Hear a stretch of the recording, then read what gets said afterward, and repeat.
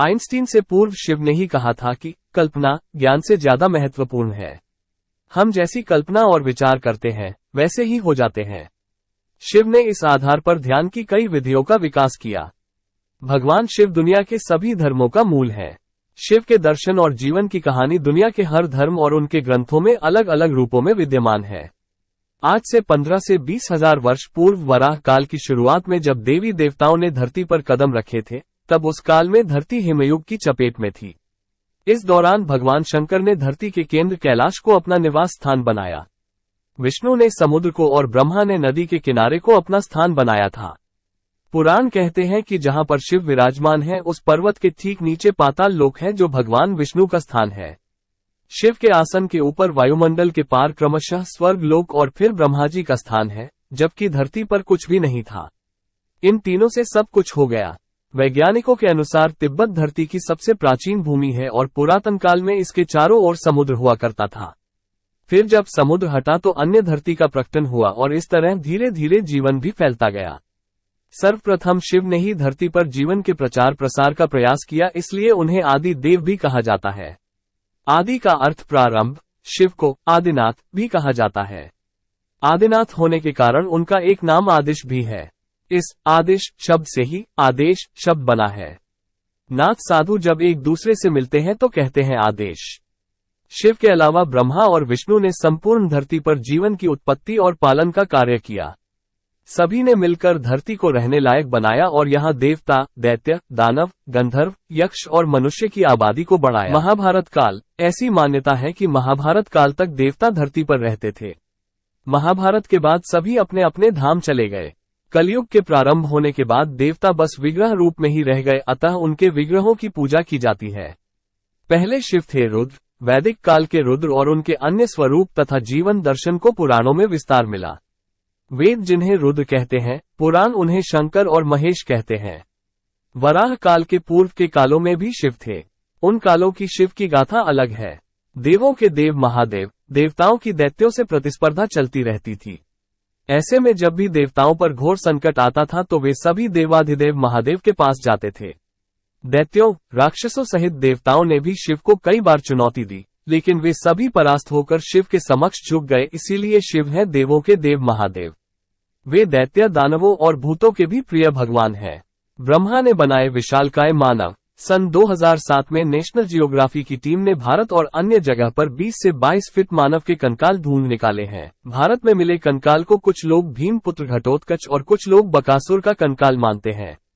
हिंदू धर्म के अनुसार सतयुग में इस तरह के विशालकाय मानव हुआ करते थे। बाद में त्रेतायुग में इनकी प्रजाति नष्ट हो गई। पुराणों के अनुसार भारत में दैत्य, दानव, राक्षस और असुरों की जाति का अस्तित्व था, जो इतनी ही विशालकाय हुआ करती थी। भारत में मिले इस कंकाल के साथ एक शिलालेख भी मिला है। यह उस काल की ब्राह्मी लिपि का शिलालेख है। इसमें लिखा है कि ब्रह्मा ने मनुष्यों में शांति स्थापित करने के लिए विशेष आकार के मनुष्यों की रचना की थी। विशेष आकार के मनुष्यों की रचना एक ही बार हुई थी। ये लोग काफी शक्तिशाली होते थे और पेड़ तक अपनी भुजाओं से उखाड़ सकते थे। लेकिन इन लोगों ने अपनी शक्ति का दुरुपयोग करना शुरू कर दिया और आपस में लड़ने के बाद देवताओं को ही चुनौती देने लगे। अंत में भगवान शंकर ने सभी को मार डाला और उसके बाद ऐसे लोगों की रचना फिर नहीं की गई। भगवान शिव का धनुष पिनाक। भगवान शिव ने जिस धनुष को बनाया था उसकी टंकार से ही बादल फट जाते थे और पर्वत हिलने लगते थे। ऐसा लगता था मानो भूकंप आ गया हो। ये धनुष बहुत ही शक्तिशाली था। इसी के एक तीर से त्रिपुरासुर की तीनों नगरियों को ध्वस्त कर दिया गया था। इस धनुष का नाम पिनाक था। देवी और देवताओं के काल की समाप्ति के बाद इस धनुष को देवरात को सौंप दिया गया था। उल्लेखनीय है कि राजा दक्ष के यज्ञ में यज्ञ का भाग शिव को नहीं देने के कारण भगवान शंकर बहुत क्रोधित हो गए थे और उन्होंने सभी देवताओं को अपने पिनाक धनुष से नष्ट करने की ठानी। एक टंकार से धरती का वातावरण भयानक हो गया।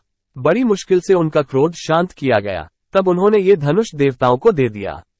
देवताओं ने राजा जनक के पूर्वज देवरात को दे दी। राजा जनक के पूर्वजों में निमि के ज्येष्ठ पुत्र देवरात थे। शिव धनुष उन्हीं की धरोहर स्वरूप राजा जनक के पास सुरक्षित था। इस धनुष को भगवान शंकर ने स्वयं अपने हाथों से बनाया था। उनके इस विशालकाय धनुष को कोई भी उठाने की क्षमता नहीं रखता था, लेकिन भगवान राम ने इसे उठाकर इसकी प्रत्यंचा चढ़ाई और इसे एक झटके में तोड़ दिया। शिव का चक्र को छोटा लेकिन सबसे अचूक अस्त्र माना जाता था। सभी देवी देवताओं के पास अपने अपने अलग अलग चक्र होते थे। उन सभी के अलग अलग नाम थे। शंकर जी के चक्र का नाम भवरेदु, विष्णु जी के चक्र का नाम कांता चक्र और देवी का चक्र मृत्यु मंजरी के नाम से जाना जाता था। सुदर्शन चक्र का नाम भगवान कृष्ण के नाम के साथ अभिन्न रूप से जुड़ा हुआ है। ये बहुत कम ही लोग जानते हैं कि सुदर्शन चक्र का निर्माण भगवान शंकर ने किया था।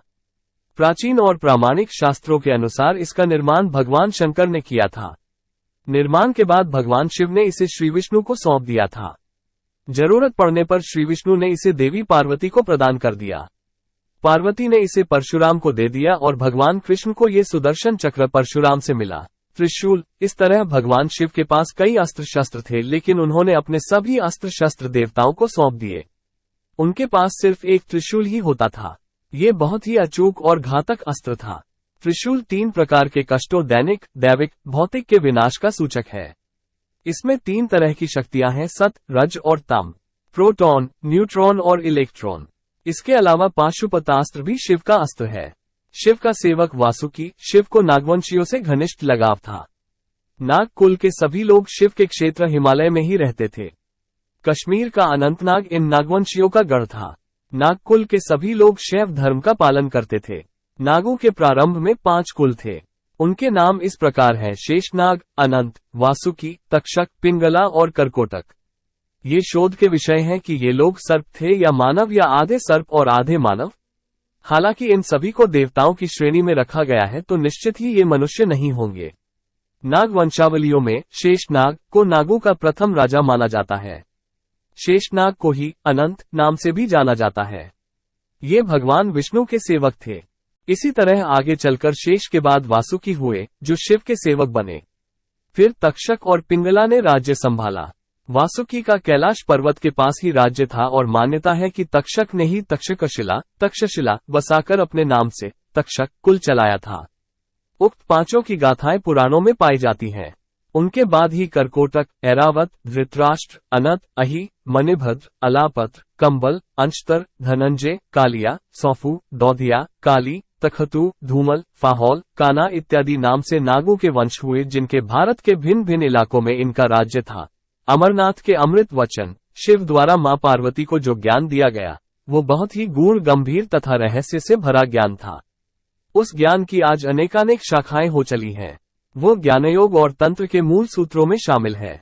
विज्ञान भैरव तंत्र एक ऐसा ग्रंथ है जिसमें भगवान शिव द्वारा पार्वती को बताए गए 112 ध्यान सूत्रों का संकलन है। योग शास्त्र के प्रवर्तक भगवान शिव के विज्ञान भैरव तंत्र और शिव संहिता में उनकी संपूर्ण शिक्षा और दीक्षा समाई हुई है। तंत्र के अनेक ग्रंथों में उनकी शिक्षा का विस्तार हुआ है। भगवान शिव के योग को तंत्र या वामयोग कहते हैं। इसी की एक शाखा हठ योग की है। भगवान शिव कहते हैं, वामो मार्ग परम गहनो योगिताम के गम्य, अर्थात वाम मार्ग अत्यंत गहन है और योगियों के लिए भी अगम्य है। मेरु तंत्र शिव के शिष्य, शिव तो जगत के गुरु हैं।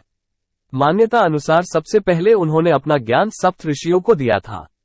सप्त ऋषियों ने शिव से ज्ञान लेकर अलग अलग दिशाओं में फैलाया और दुनिया के कोने कोने में शैव धर्म, योग और ज्ञान का प्रचार प्रसार किया। इन 7 ऋषियों ने ऐसा कोई व्यक्ति नहीं छोड़ा जिसको शिव कर्म, परंपरा आदि का ज्ञान नहीं सिखाया गया हो। आज सभी धर्मों में इसकी झलक देखने को मिल जाएगी। परशुराम और रावण भी शिव के शिष्य थे। शिव ने ही गुरु और शिष्य परंपरा की शुरुआत की थी, जिसके चलते आज भी नाथ, शैव, शाक्त आदि सभी संतों में उसी परंपरा का निर्वाह होता आ रहा है। आदि गुरु शंकराचार्य और गुरु गोरखनाथ ने इसी परंपरा और आगे बढ़ाया। सप्त ऋषि ही शिव के मूल शिष्य, भगवान शिव ही पहले योगी हैं और मानव स्वभाव की सबसे गहरी समझ उन्हीं को है। सप्त ऋषि ही शिव के मूल शिष्य, भगवान शिव ही पहले योगी हैं और मानव स्वभाव की सबसे गहरी समझ उन्हीं को है। उन्होंने अपने ज्ञान के विस्तार के लिए ऋषियों को चुना और उनको योग के अलग अलग पहलुओं का ज्ञान दिया, जो योग के 7 बुनियादी पहलू बन गए। वक्त के साथ इन 7 रूपों से सैकड़ों शाखाएं निकल आईं। बाद में योग में आई जटिलता को देखकर पतंजलि ने 300 BC मात्र 200 सूत्रों में पूरे योग शास्त्र को समेट दिया। योग का 8वां अंग मोक्ष है। 7 अंग तो उस मोक्ष तक पहुंचने के लिए है। शिव गण, भगवान शिव की सुरक्षा और उनके आदेश को मानने के लिए उनके गण सदैव तत्पर रहते हैं। उनके गणों में भैरव को सबसे प्रमुख माना जाता है। उसके बाद नंदी का नंबर आता और फिर वीरभद्र। जहां भी शिव मंदिर स्थापित होता है वहां रक्षक कोतवाल के रूप में भैरव जी की प्रतिमा भी स्थापित की जाती है। भैरव दो है, काल भैरव और बटुक भैरव। दूसरी ओर वीरभद्र शिव का एक बहादुर गण था जिसने शिव के आदेश पर दक्ष प्रजापति का सर धड़ से अलग कर दिया। देव संहिता और स्कंद पुराण के अनुसार शिव ने अपनी जटा से वीरभद्र नामक गण उत्पन्न किया।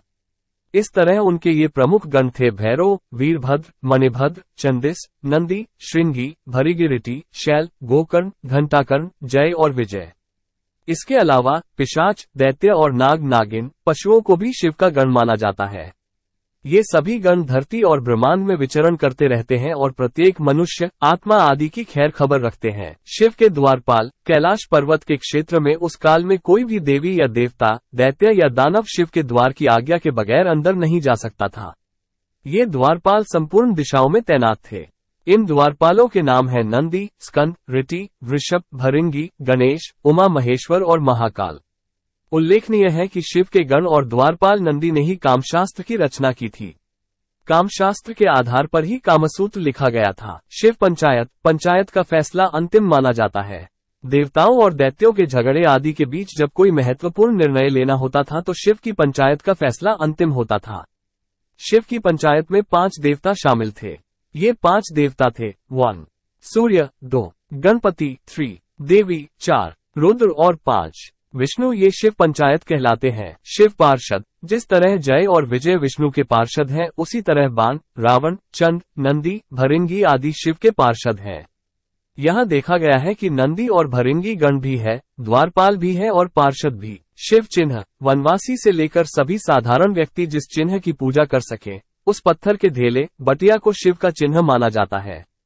इसके अलावा रुद्राक्ष और त्रिशूल को भी शिव का चिन्ह माना गया है। कुछ लोग डमरू और अर्धचंद्र को भी शिव का चिन्ह मानते हैं। हालांकि ज्यादातर लोग शिवलिंग अर्थात शिव की ज्योति का पूजन करते हैं। शिव की जटाएं हैं। उन जटाओं में एक चंद्र चिन्ह होता है। उनके मस्तक पर तीसरी आंख है। वे गले में सर्प और रुद्राक्ष की माला लपेटे रहते हैं। उनके एक हाथ में डमरू तो दूसरे में त्रिशूल है। वे संपूर्ण देह पर भस्म लगाए रहते हैं। उनके शरीर के निचले हिस्से को वे व्याघ्र चर्म से लपेटे रहते हैं। वे वृषभ की सवारी करते हैं और कैलाश पर्वत पर ध्यान लगाए बैठे रहते हैं। माना जाता है कि केदारनाथ और अमरनाथ में वे विश्राम करते हैं। शिव की गुफा। शिव ने एक असुर को वरदान दिया था कि तू जिसके भी सिर पर हाथ रखेगा वो भस्म हो जाएगा। इस वरदान के कारण ही उस असुर का नाम भस्मासुर हो गया। उसने सबसे पहले शिव को ही भस्म करने की सोची। भस्मासुर से बचने के लिए भगवान शंकर वहां से भाग गए। उनके पीछे भस्मासुर भी भागने लगा। भागते भागते शिवजी एक पहाड़ी के पास रुके और फिर उन्होंने इस पहाड़ी में अपने त्रिशूल से एक गुफा बनाई और वे फिर उसी गुफा में छिप गए। बाद में विष्णु जी ने आकर उनकी जान बचाई। माना जाता है कि वो गुफा जम्मू से 150 किलोमीटर दूर त्रिकुटा की पहाड़ियों पर है। इन खूबसूरत पहाड़ियों को देखने से ही मन शांत हो जाता है। इस गुफा में हर दिन सैकड़ों की तादाद में शिव भक्त शिव की आराधना करते हैं। राम ने किया था शिव से युद्ध। सभी जानते हैं कि राम के आराध्य देव शिव है, तब फिर राम कैसे शिव से युद्ध कर सकते हैं? पुराणों में विदित दृष्टांत के अनुसार यह युद्ध श्री राम के अश्वमेध यज्ञ के दौरान लड़ा गया। यज्ञ का अश्व कई राज्यों को श्रीराम की सत्ता के अधीन किए जा रहा था।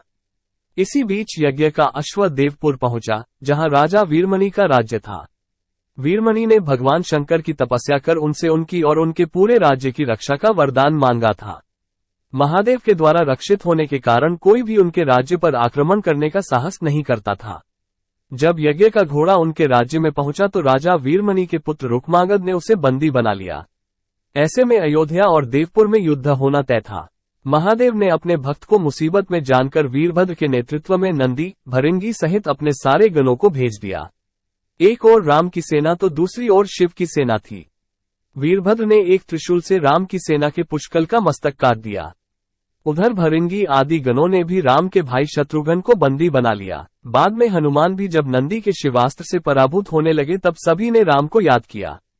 अपने भक्तों की पुकार सुनकर श्रीराम तत्काल ही लक्ष्मण और भरत के साथ वहां आ गए। श्रीराम ने सबसे पहले शत्रुघ्न को मुक्त कराया और उधर लक्ष्मण ने हनुमान को मुक्त करा दिया। फिर श्रीराम ने सारी सेना के साथ शिवगणों पर धावा बोल दिया।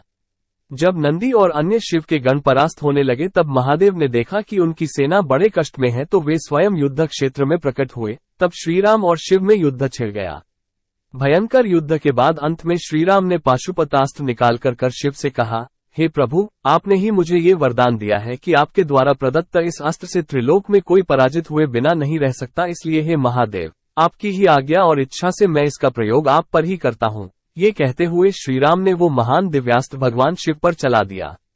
वो अस्त्र सीधा महादेव के हृदय स्थल में समा गया और भगवान रुद्र इससे संतुष्ट हो गए। उन्होंने प्रसन्नतापूर्वक श्रीराम से कहा कि आपने युद्ध में मुझे संतुष्ट किया है, इसलिए जो इच्छा हो वर मांग ले। इस पर श्रीराम ने कहा कि हे भगवान, यहाँ मेरे भाई भरत के पुत्र पुष्कल सहित असंख्य योद्धा वीरगति को प्राप्त हो गए हैं, कृपया कर उन्हें जीवन दान दीजिए। महादेव ने कहा कि तथास्तु। इसके बाद शिव की आज्ञा से राजा वीरमणि ने यज्ञ का अश्व श्रीराम को लौटा दिया और श्रीराम भी वीरमणि को उनका राज्य सौंपकर शत्रुघ्न के साथ अयोध्या की ओर चल दिए। अंत में कैसे हुआ शिव का जन्म जानिए आगे की कहानी में। ब्रह्मा, विष्णु और शिव का जन्म एक रहस्य है। तीनों के जन्म की कथाएं वेद और पुराणों में अलग अलग हैं, लेकिन उनके जन्म की पुराण कथाओं में कितनी सच्चाई है और उनके जन्म की वेदों में लिखी कथाएं कितनी सच हैं, इस पर शोधपूर्ण दृष्टि की जरूरत है। यहाँ ये बात ध्यान रखने की है कि ईश्वर अजन्मा है। अलग अलग पुराणों में भगवान शिव और विष्णु के जन्म के विषय में कई कथाएं प्रचलित हैं। शिव पुराण के अनुसार भगवान शिव को स्वयंभू माना गया है, जबकि विष्णु पुराण के अनुसार भगवान विष्णु स्वयंभू हैं। शिव पुराण के अनुसार एक बार जब भगवान शिव अपने टखने पर अमृत मल रहे थे तब उससे भगवान विष्णु पैदा हुए, जबकि विष्णु पुराण के अनुसार ब्रह्मा भगवान विष्णु की नाभि कमल से पैदा हुए, जबकि शिव भगवान विष्णु के माथे के तेज से उत्पन्न हुए बताए गए हैं। विष्णु पुराण के अनुसार माथे के तेज से उत्पन्न होने के कारण ही शिव हमेशा योग मुद्रा में रहते हैं। शिव के जन्म की कहानी हर कोई जानना चाहता है। श्रीमद् भागवत के अनुसार एक बार जब भगवान विष्णु और ब्रह्मा अहंकार से अभिभूत हो स्वयं को श्रेष्ठ बताते हुए लड़ रहे थे, तब एक जलते हुए खंभे से जिसका कोई और छोर ब्रह्मा या विष्णु नहीं समझ पाए, भगवान शिव प्रकट हुए। शिव का बाल रूप यदि किसी का बचपन है तो निश्चित ही जन्म भी होगा और अंत भी। विष्णु पुराण में शिव के बाल रूप का वर्णन मिलता है। इसके अनुसार ब्रह्मा को एक बच्चे की जरूरत थी। उन्होंने इसके लिए तपस्या की। तब उनकी गोद में रोते हुए बालक शिव प्रकट हुए। अचानक ब्रह्मा ने बच्चे से रोने का कारण पूछा तो उसने बड़ी मासूमियत से जवाब दिया कि उसका नाम ब्रह्मा नहीं है, इसलिए वो रो रहा है। तब ब्रह्मा ने शिव का नाम रुद्र रखा, जिसका अर्थ होता है रोने वाला। शिव तब भी चुप नहीं हुए, इसलिए ब्रह्मा ने उन्हें दूसरा नाम दिया, पर शिव को नाम पसंद नहीं आया और वे फिर भी चुप नहीं हुए।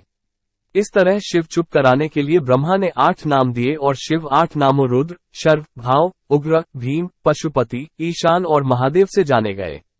शिव पुराण के अनुसार ये नाम पृथ्वी पर लिखे गए थे। तब तक के लिए नमस्कार दोस्तों, मिलते हैं अगली कहानी में। धन्यवाद।